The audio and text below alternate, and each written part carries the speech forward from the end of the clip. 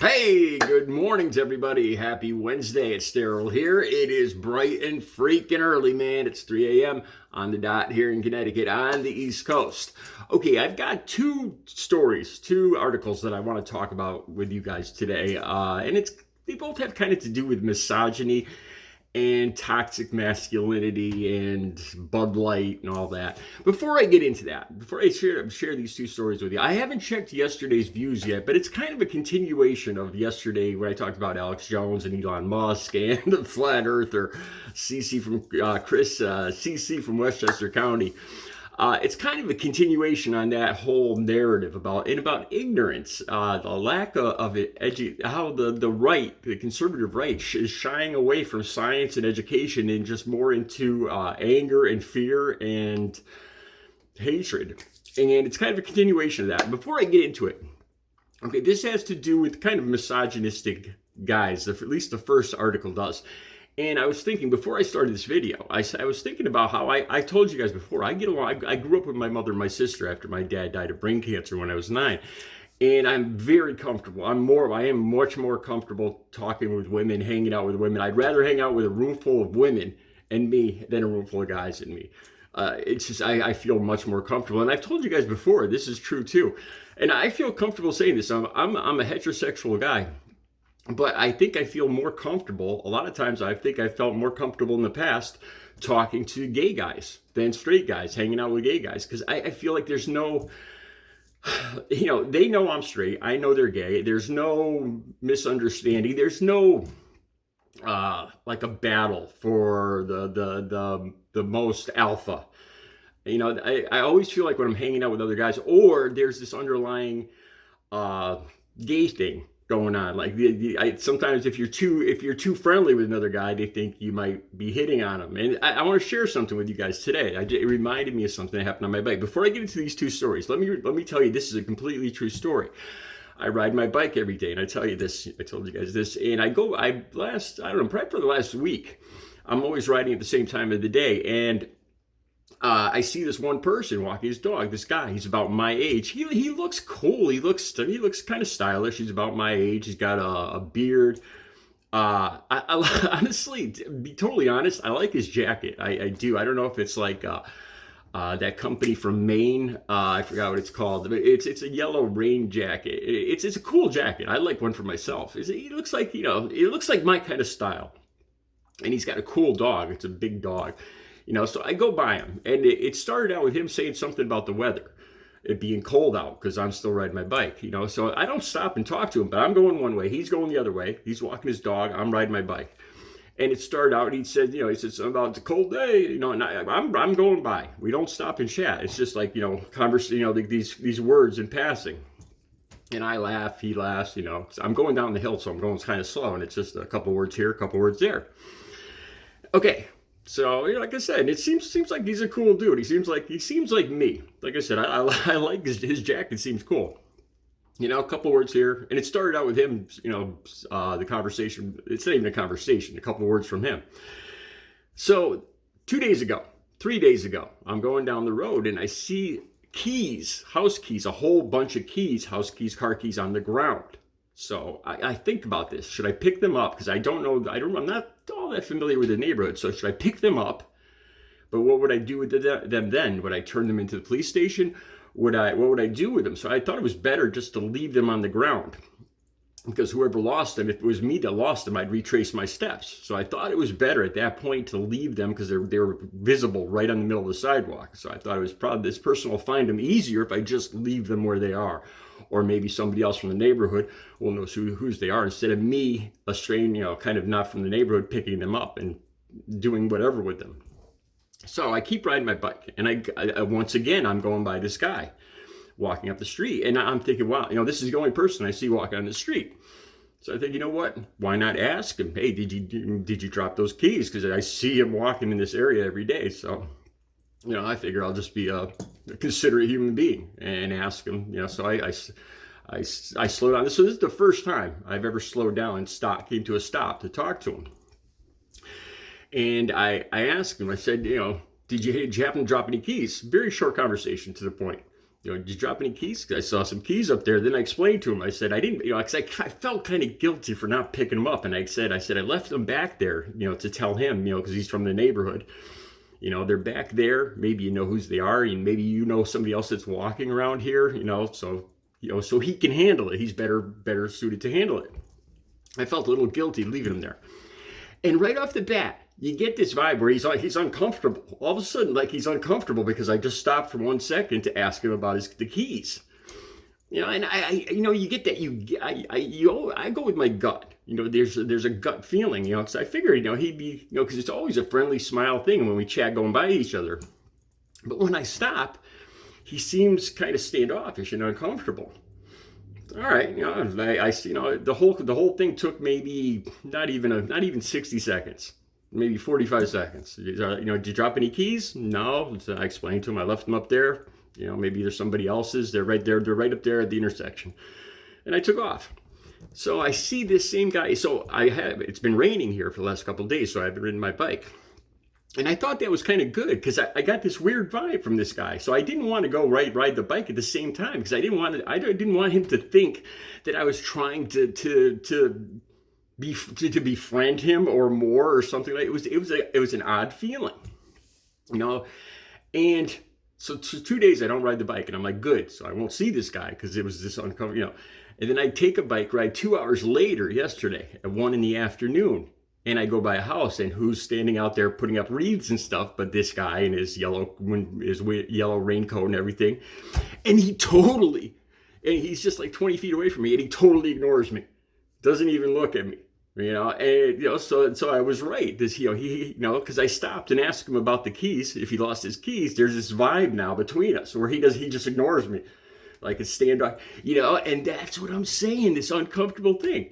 Does he think I was hitting on him? Does he think I'm lonely and I want a friend or something?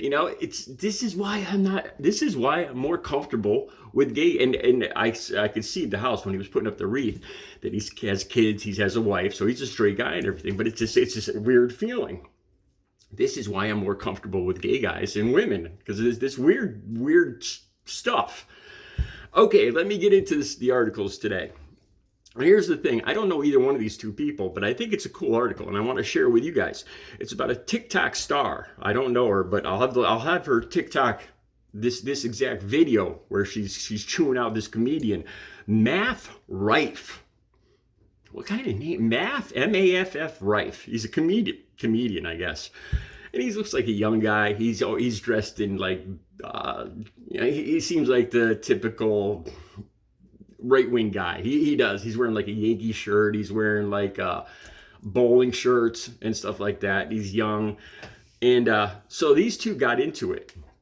This TikTok star, Bunny Hedaya, TikTok star. And apparently she's got an OnlyFans page where, there's different kinds of OnlyFans. And she does she doesn't take anything off, any clothes. She does cosmetics and fashions and stuff like that.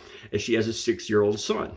I don't think she's married. I don't know if she's married. I don't know her status, but she's young in her late 20s and she's got early 30s. And she's got a 6-year-old son. So these two have now gotten into it. Matt Rife, the comedian, and TikTok star Bunny Hedaya. And it all started with Matt Rife. There was some comment that got posted from Bunny Hedaya, and she didn't post it. And somehow it ticked off the comedian Matt Rife. So he said something about her. He said he was talking about women in astrology, and he said that women make poor decision-making skills because they depend on astrology. This is what this he's like a late 20 or 30 something guy. Like I said, he looks like a right-wing guy to me, misogynistic. And he says women make bad decision choices on astrology, and he's talking about her. He's talking about Bunny Hedaya now. He's upset because somebody posted something from her to him, and he says this. He says, just because Jupiter has rings and you don't. Okay, so think about that. Jupiter has rings. Okay, so now Bunny Hedaya's 6-year-old son he's a smart kid. He likes science. She doesn't put him up. She doesn't talk about him a lot on her TikTok or on her OnlyFans at all. But her fans know that he's a cute kid. He likes science, and that's about it. She doesn't use him for views or anything. But her son does this little thing because he's this comedian is picking on his mom. And he makes fun. He's 6 years old, and he makes fun of this comedian, Matt Rife. He goes, it's Saturn that has rings, not Jupiter, which is true. And then he goes, more than that, you're mean to girls. And I freaking love this. This is me. This is me after my dad died. This is something I would, a kid that loves science, a smart kid. I think he almost looks like me when I was 6 years old. And I grew up being very defensive of my mother and my sister. My father told me I was the man of the family when he passed away when I was 9. And I took that to heart 100%. Anybody that messed with my mother and my sister to this day, God help them. Seriously. Nothing will stop me from bad things. And okay, so and now Matt Rife sees this, and he's getting into it with a 6-year-old. And the comedian Matt Rife, he kicks back. He goes, Jupiter has rings also. Or Jupiter has a ring also. So you can picture this comedian, right? He's being made fun of by a 6-year-old. So he Googles really fast. I can picture this in my mind. He Googles really fast. What planet has rings? And he sees that Jupiter actually does. I didn't think Jupiter has rings, but it probably has some kind of obscure ring, So I picture in my mind, he's Googling this, and he's like, oh, Jupiter does have a ring. So this kid's wrong. A 6-year-old, right? So he says Jupiter has rings also, and Santa Claus is not real. That's what he tells the 6-year-old kid. He says Jupiter has rings, and Santa Claus isn't real. Then he gets even worse. He says to the 6-year-old kid, he says, and your mother makes the money to buy Christmas presents from you from OnlyFans, insinuating that she takes her clothes off, that she's undressing herself to pay for this her 6-year-old son's presents. So he's getting into it. He's all butthurt over a 6-year-old calling him out on his ignorance over Jupiter not having rings and Saturn having rings, because that's the basics of it. Okay, so it's not over yet. So Bunny Hedaya, this video will be down below. Bunny Hedaya just tears into him, man. And she says, really, you're going to get into it with my 6-year-old son? And this is the part I love. This video will be right on top, where she's like, this guy is out of, he's getting into it with my 6-year-old son. And she defends her OnlyFans page and all that. And she says, this is the part I love. She says, you could stay in your circles, jerk, with your guy friends. I'll take all my, because she's got like 2 million women followers. And she says, I've never made $1 off any guys, and because I looked at her OnlyFans page, and it is cosmetics and fashion and stuff like that. And she puts this dude in his place. And she didn't even need to, because her 6-year-old son already did that. But this guy got all butthurt over the 6-year-old calling him out on his science ignorance over Jupiter. He says Jupiter's got rings and you don't. And the 6-year-old catches that and says, no, it's Saturn that has rings, and you're mean to women on top. I freaking love this kid. Okay, one more thing I want to talk about really quick.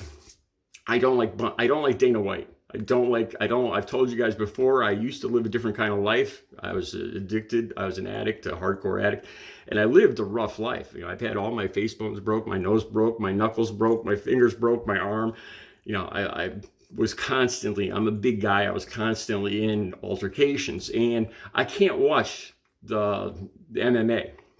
I'm not a big fan. I think these guys are all like toxic masculinity. They all got something to prove. I don't like what, But Dana White did say something cool, because now he's partnering with Bud Light, right? So, Bud Light, because of Dana Mulvaney, the Mulvaney, the transsexual, and he's talking to Tucker Carlson. I'll have that clip down below. So this is the part I like. Tucker Carlson says, so are you catching, because Dana White is now partnered You know, and he explains that he's saying, I'm a patriot, and if you were a patriot, you'll drink Bud Light. So obviously he got this good deal with Bud Light. That's the bottom line. It's got to do with money. You know, so he's trying to defend Bud Light. He's trying to make Bud Light cool again so he can make some loot, right? You know, off of MMA and Bud Light. And Tucker Carlson goes to him, did you catch any crap for that, though? And I thought, you know, isn't that just like this right-wing conservative? You know, they're always concerned about how other guys are going to view them. I've talked about this before, you know, how other guys, you know, so this is what Tucker, the link will be down below so you can actually see this video. And this is where I got to give Dana White credit, because I don't like him and I don't like MMA. But he says this, he says, I don't care. He says, I don't care what they say about me. I know myself. I know what I like. He says, I'm at a point in my life now where I know what I like. I know what aligns with my life, and, you know, let them say whatever they want. And that is the first cool thing I've heard him say ever, because I could relate to that. That's, you know, I mean, like yesterday's video, I'm sure I got plenty of comments from Elon Musk fans, from people on the right, you know, making fun of whatever, God knows what. And it doesn't bother me, man. A view is a view. I love it. I actually kind of strive for that sometimes, to rock the boat a little bit. Okay, I hope this video all made some sense. The links will be down below.